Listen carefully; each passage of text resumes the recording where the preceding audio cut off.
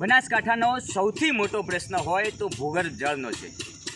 બનાસકાંઠાના ભૂગર્ભ જળ કેટલાય સમયથી બિલકુલ ખતમ થઈ ચૂક્યા છે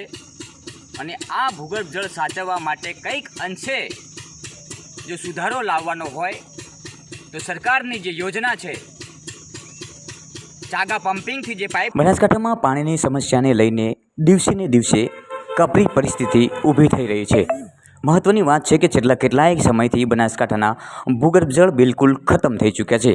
ત્યારે ખેડૂતોને અત્યારે સિંચાઈ કરવાના પાણીની ચિંતા નથી, પરંતુ ભૂગર્ભ જળ કઈ રીતે બચાવી શકાય એની ચિંતા છે। તેના માટેની જે સરકારની યોજના છે, એક ચોગા પમ્પિંગથી જે લાઇન જઈ રહી છે દાંતીવાડા અને બીજી લાઇન સીપુ ડેમમાં નાખવામાં આવી રહી છે। આ બંને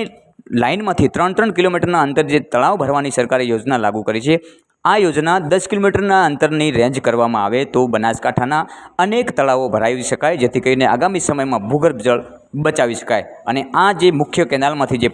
અત્યારે વહી રહ્યું છે નર્મદા વિભાગમાંથી પાણી, એમાંથી 10મા ભાગનું પાણી પણ જો સુજલામ સુફલામમાં નાખવામાં આવે તો પણ કંઈક અંશે બનાસકાંઠાના ભૂગર્ભ જળ સચવાઈ રહે તેવી પરિસ્થિતિ છે। એટલે ચોક્કસથી સરકારે આ યોજનાને લાગુ કરવી ખૂબ જરૂરી છે, જેથી કરીને આગામી સમયમાં બનાસકાંઠાના ભૂગર્ભ જળ સચવાઈ રહે। નિયમો છે જે સરકારના ધારાધોરણ મુજબ જે યોજના લાગુ કરવામાં આવી છે કે બંને બાજુ 3-3 કિલોમીટર સુધીના ગામડાના તળાવ ભરાશે, પરંતુ કંઈક અંશે આ યોજનામાં સુધારણા કરી અને 10 કિલોમીટર સુધીની રેન્જ કરવામાં આવે અને બીજી પણ એક પાઇપલાઇન આ બંને પાઇપલાઇનની વચ્ચેથી યોજના દ્વારા લાગુ કરવામાં આવે અને તમામ પાઇપલાઇનોનું 10-10 કિલોમીટરનું અંતર કરવામાં આવે તો બનાસકાંઠાના લગભગ તમામ ગામડાઓ આવરી લેવામાં આવે અને આ તમામ જે ગામડાઓ આવે પાઇપલાઇનની વચ્ચે તો એ તમામ ગામડાઓના તળાવ ભરાવી શકાય અને એ જે તળાવો ભરાય તેના થકી બનાસકાંઠાના ભૂગર્ભ જળ પણ સાચવી શકાય।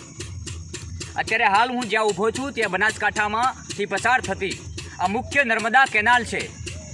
અને કેનાલમાં હાલ જે પાણી વહી રહ્યું છે આના 10મા ભાગનું પાણી પણ